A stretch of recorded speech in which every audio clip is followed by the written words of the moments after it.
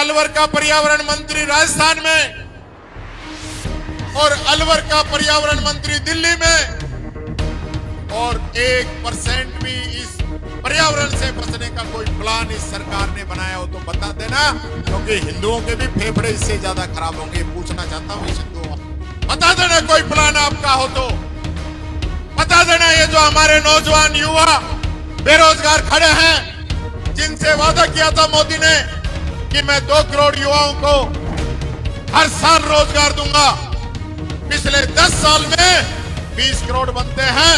अगर 20 नौजवान साथियों का भी रामगढ़ का नंबर आया हो तो बता देना, मैं इस सरकार से चैलेंज करके पूछता हूं। राजस्थान की 7 विधानसभा सीटों पर होने वाले उपचुनाव के लिए प्रचार का अंतिम दौर बेहद जोरदार हो गया है।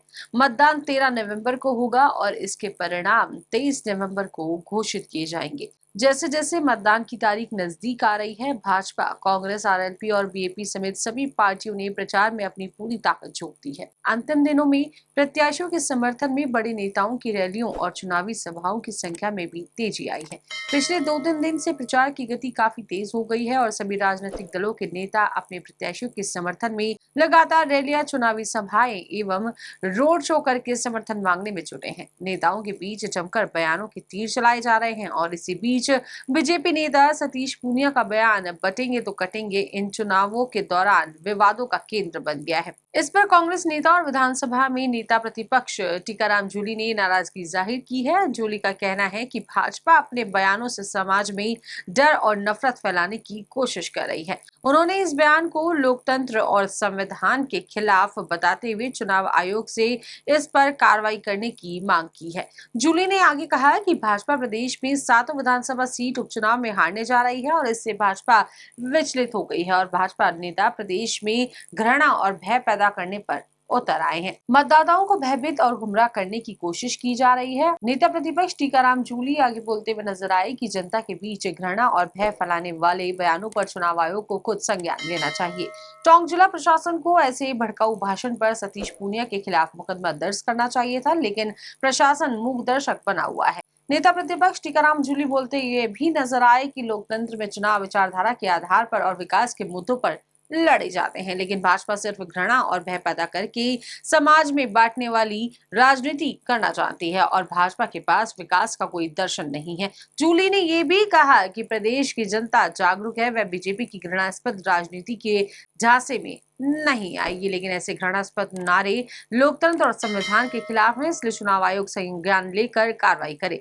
आपको बता दें कि राजस्थान की 7 विधानसभा सीटें, जिसमें झुंझुनू, दौसा, देवली, उनियारा, खिमसर, चौरासी और सलम्बर के लिए उपचुनाव होने हैं और इन सभी विधानसभा में क्षेत्रों में कुल 69 प्रत्याशी अपना भाग्य आजमा रहे हैं। दौसा और खिमसर में सर्वाधिक 12 प्रत्याशी चुनावी मैदान में है, जबकि सबसे कम 6 प्रत्याशी सलम्बर में किस्मत अपनी आजमा रहे हैं। चौरासी और रामगढ़ में 10 प्रत्याशी, जबकि झुंझुनू में 11 प्रत्याशी चुनावी मैदान में है।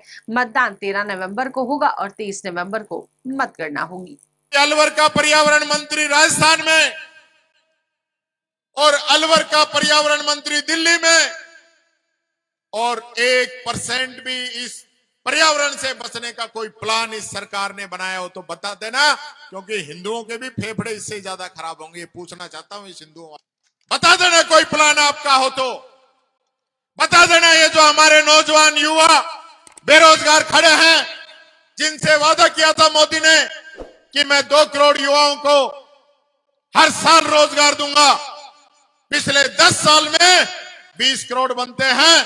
अगर 20 नौजवान साथियों का भी रामगढ़ का नंबर आया हो तो बता देना, मैं इस सरकार से चैलेंज करके पूछता हूं। नहीं बता पाएंगे क्योंकि काम किया ही नहीं, इस और कभी सोचा ही नहीं, क्योंकि वोट तो हिंदू मुस्लिम का ही पे मिल रहा है, तो काम करने की कहां जरूरत है। मैं पूछता हूं इस सरकार से, हमारी जो महिला पहलवान दिल्ली के अंदर, दिल्ली पुलिस जिनको अपने पैरों से कुचल रही थी, उन बच्चियों का धर्म क्या था ये बता देना। यूपी के अंदर दलित समाज की बच्चियों को रात के अंदर जला दिया था, वो कौन सा धर्म कहता है वो पूछता हूं, वो बता देना। और राजस्थान के अंदर रोजाना 27 दलितों के साथ एट्रोसिटी हो रही है, 19 महिलाओं के साथ बलात्कार हो रहा है। उन बच्चियों के, दलितों का धर्म भी आप बता देना बीजेपी के लोगों। मैं आप लोगों से पूछना चाहता हूं,